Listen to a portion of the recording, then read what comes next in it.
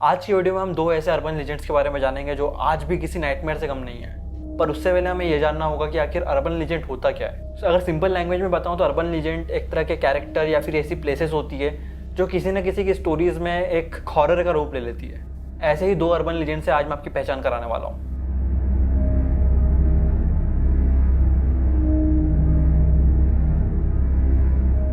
अब इससे पहले कि मैं आपको टेके टेके के बारे में बताऊं, मैं आपको एक लड़की की कहानी सुनाना चाहता हूं जिसका नाम था काशिमा राइको, जो कि जापान में रहने वाली 17 साल की स्कूल स्टूडेंट थी, जो कि पढ़ने में तो काफ़ी अच्छी थी लेकिन थोड़ी सी इंट्रोवर्ट और बहुत ज़्यादा शाय थी। और इसी वजह से उसके क्लासमेट्स उसको काफ़ी ज़्यादा परेशान करते थे। लेकिन नवंबर 1960s की बात है जब काशिमा स्कूल से अपने घर जा रही होती है और तभी उसकी क्लास के कुछ लड़के उसका पीछा कर रहे थे ताकि वो उसको परेशान कर सके। अब बात यह है कि काशिमा के घर और स्कूल के बीच में काफ़ी सारे रेलवे ट्रैक्स थे जहां हर 2 मिनट में ट्रेन आती जाती रहती थी। और जापान की ट्रेन के बारे में तो आपको पता ही है वो कितनी ज़्यादा फास्ट होती है। और तभी उनमें से एक लड़का काशिमा के ऊपर एक नकली सांप फेंक देता है जिससे वो काफ़ी ज़्यादा डर जाती है, पर एक पत्थर से टकराकर उस रेलवे ट्रैक पर गिर जाती है। अब इससे पहले कि वो वहाँ से उठ पाती, उस ट्रैक पर से काफ़ी तेज़ी से एक ट्रेन गुजरती है जो कि काशिमा के 2 टुकड़े कर देती है। ये सब उन लड़कों के सामने होता है और वो उसको बचाने की बजाय वहाँ से भाग जाते हैं।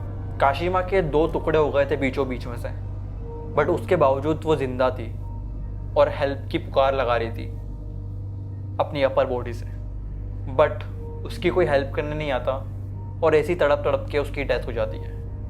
और उसकी डेथ के साथ में जन्म होता है टेके टेके का, जो कि काशिमा की ही स्पिरिट होती है जो कि अपनी मौत का बदला लेने के लिए तड़पती रहती है।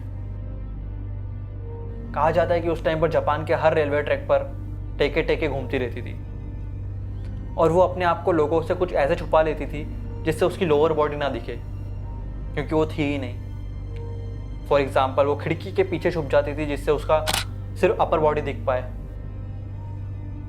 और नीचे का कुछ भी नहीं। उस टाइम पर काफ़ी सारे स्कूल स्टूडेंट्स की बॉडी रेलवे ट्रैक्स के आसपास मिलती थी, वो भी बीच में से कटी हुई, सेम जैसे कि काशिमा के साथ में हुआ था। टेके टेके किसी को भी मारने से पहले एक सवाल ज़रूर पूछती थी और वो ये था कि मेरे पैर कहाँ हैं। अब वैसे तो टेके टेके के पैर नहीं थे, लेकिन फिर भी वो अपने हाथों की मदद से इंसानों से भी ज़्यादा तेज़ भाग सकती थी। पर आप सोच रहे होंगे कि आखिर टेके टेके नाम कहाँ से आया। तो बेसिकली जापान में जिसके भी पैर नहीं होते हैं वो हाथों की मदद से अगर चलते हैं तो उससे जो आवाज़ निकलती है उसको वो लोग टेके टेके के नाम से बोलते हैं। और जब टेके टेके चलती थी, यानी कि जब काशिमा चलती थी अपने हाथों से, तब भी वैसी ही आवाज़ आती थी, इसलिए उसको टेके टेके का नाम मिला।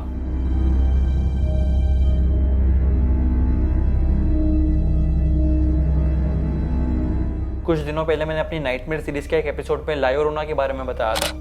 उसका एक इंसिडेंट शेयर किया था, एक वीडियो भी। अगर आपने वो वीडियो नहीं देखा है तो वो आप इस वीडियो के बाद में देख सकते हो, लेकिन वो क्लिप ज़रूर दिखाना चाहूँगा मैं, जिससे थोड़ा सा बिल्डअप हो कि आखिर ला llorona क्या चीज़ है। और उस क्लिप के बाद में मैं आपको बताऊंगा कि आखिर ला llorona कैसे बनी।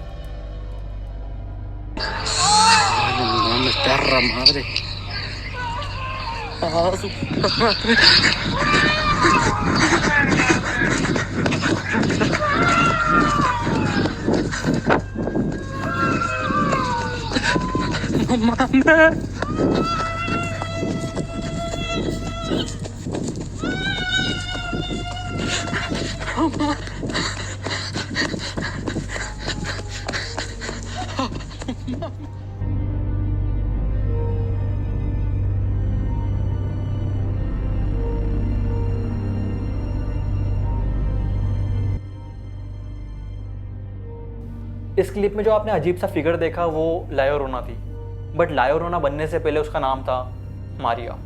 मारिया एक 24 साल की काफ़ी ज़्यादा खूबसूरत लड़की थी जो कि मैक्सिको के एक छोटे से गांव में रहा करती थी।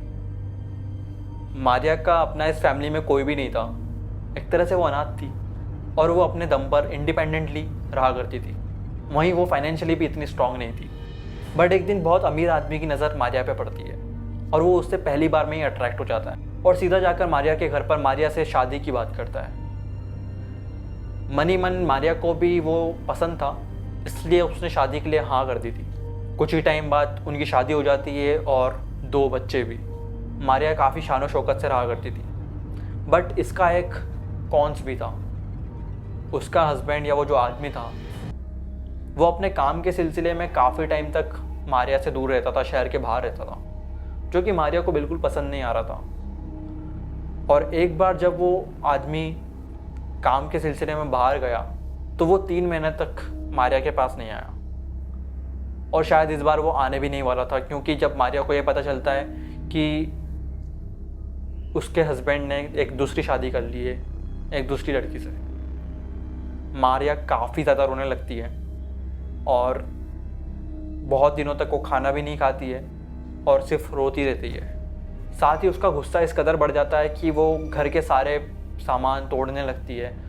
और जब उसका गुस्सा टॉप पे पहुंच जाता है तो वो अपने दोनों बच्चों को एक रिवर के पास में ले जाती है और रिवर में डुबो के उनको मार देती है। इससे पहले कि उसको कुछ रियलाइज़ होता, उसके बच्चे रिवर के फ्लो में बह जाते हैं और मारिया कुछ भी नहीं कर पाती। बहुत दिनों तक वो इसी गिल्ट में रहती है, लेकिन जब उसका गिल्ट बहुत ज़्यादा बढ़ जाता है क्योंकि उसने अपने दोनों बच्चों को मार दिया है, हस्बैंड उसके साथ में नहीं है, वो अकेली हो गई है, डिप्रेस्ड हो गई है, इसलिए वो भी उसी रिवर में जाके अपनी जान दे देती है।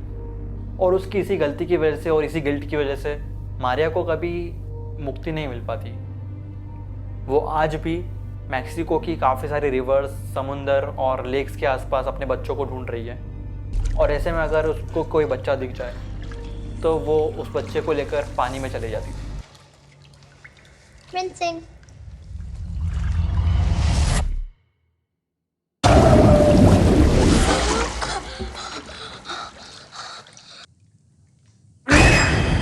खैर, उसके डरावने तरीके से रोने की वजह से उसका नाम पड़ा था ला llorona, जिसका मतलब है the weeping lady. I hope आपको वीडियो अच्छा लगा होगा। अगर वीडियो अच्छा लगा है तो लाइक कर दीजिए, शेयर कर दीजिए, सब्सक्राइब कर दीजिए इस चैनल को।